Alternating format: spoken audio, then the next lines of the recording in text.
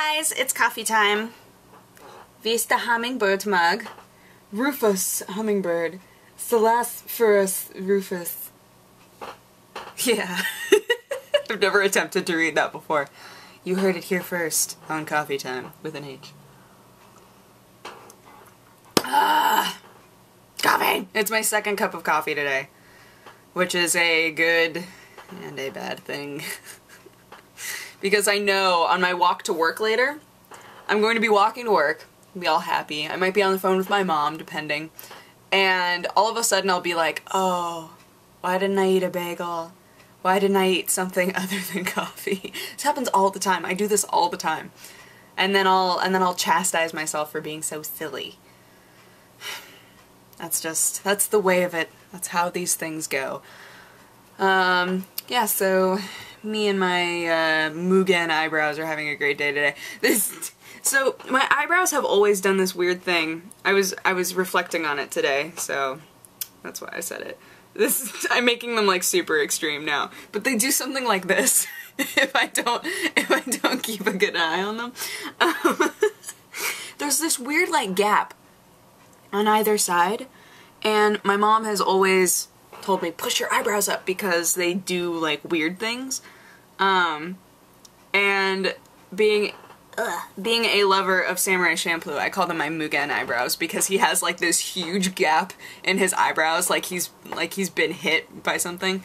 At one point I got so sick of it that I plucked them out. I plucked the eyebrows that were all wonky out. And then everybody was like, what happened to your eyebrows? And I was like, oh.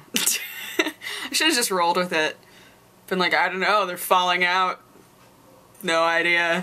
It's a thing, you know. So, but yeah, Mugen eyebrows. They need some tender loving care because otherwise they get a little extreme and out of control. Oh. The woes of being a girl. Speaking of which, okay, so there's this game called Super Princess Peach. I don't know if any of you have played it or if you've heard anything about it. It's ridiculous. It's so ridiculous. So it's, at first I was like, oh, that's kind of cool, because they flipped it. It's a DS game where they flipped it, and Mario's been taken by the Koopas, and you're Princess Peach, and you're like, I'm gonna go save him, right? So I went, oh, well, that's pretty cool, and it's nice because, like, Peach has been a usable, like, character in, like, Super Mario 2, so, you know, you should be able to translate it pretty easily into her being able to go through these things. Okay, so the way that you do anything in this game is through the powers of PMS, and I say that because in the little so there's the top screen on your DS where you're like walking around and doing stuff, and then on the bottom screen, the little touch screen, is Princess Peach like hanging out, and then there are little hearts in all four corners that represent extreme emotions like gloom and excitedness and things like that. Those are the wrong words, but like, you press them and then she suddenly feels those emotions and uses them to either solve puzzles or attack things. And I am not the only one who noticed this, okay? Because if you look at the wiki, because I always like the reception section on Wikipedia, so when there's a game that I'm curious about how it was received, I like going there and seeing, because it sums it up pretty well. So it was like, oh, this game was praised for turning the tables and having Peach be the central character, but it was also criticized for using a really extreme female stereotype, and I was like, yeah. Like, I don't get, okay, here's why I don't get it. Mario is not all that intense. He hops on people and sometimes eats flowers and attacks people with fireballs. That's his jam. That's his wheel jam. So, I don't understand why, as Princess Peach, when they were like, how can we make Princess Peach able to, be useful? They were like, well, she's a woman. And then, like, all of the dudes who were at this meeting all high-fived and then just walked away. I don't know, it was ridiculous. I kind of want to play it, but at the same time I don't want to support the game, so I'm like... I find that problem a lot, where there's a game that I really want to play, but I'm like... I want to... Ow. I should just play it. I should see if somebody I know has it. Probably don't. Got like a 70% rating. Whoop. But enough about that. Today is probably gonna be pretty boring. I'm not doing a dang old thing. Except going to work and then coming home and editing my news episode and putting it up. I'm putting news up every Monday, Wednesday, Friday now. And that seems to work pretty well. So that's the plan. There was a point there where I was like, I could do news every day. But there isn't enough news that I care about that happens every single day. So I would like go to research and be like, no. And then just walk away. So I'll leave the almost every day to Lane. And, oh, come on, wig. Just let go. Just let go. Sorry, there was a hair that's, like, dangling really awkwardly, so, oh, and this is a really long wig. It's my purple one.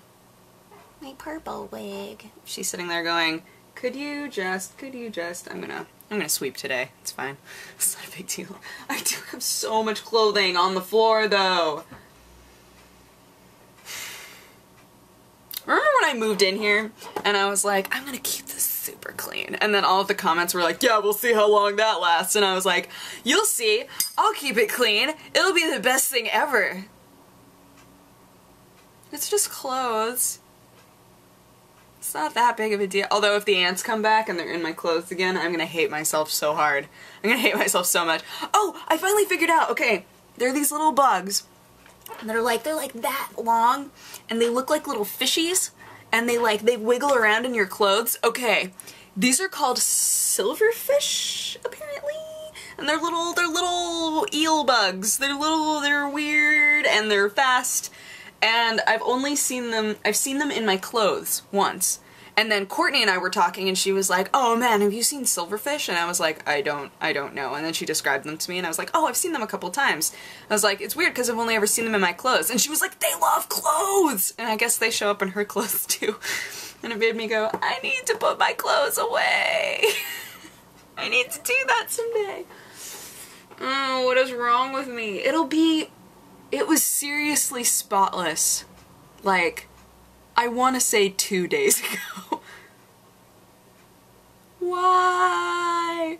I don't know how this happens. I think part of it is that when I had a bed that was not at the ceiling, and I would do laundry, I would put my laundry on my bed. And then before I would go to sleep, I would fold all of my clothes. But since my bed isn't here, I just put my clothes on the floor, and then they stay there. So yeah, that's a thing. But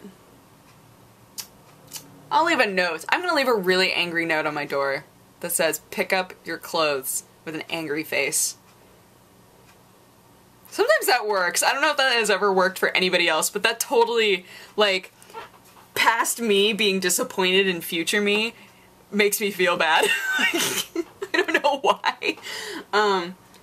But yeah, leaving notes for myself sometimes really does help. Like the get your lunch with a frowny face that's on my shoe rack. Typically when I see that I go, oh, my lunch. That's right, I need to get my lunch. And I feel bad for not thinking of it. Oh, but I ate what my lunch was going to be today. Curses. I ate all of my egg flour soup. Shh, it's fine. It's not a big deal. But yeah, I am going to go to work now. But I hope that you guys have a good day, and I will talk to you again tomorrow. Okay, bye-bye. Mwah.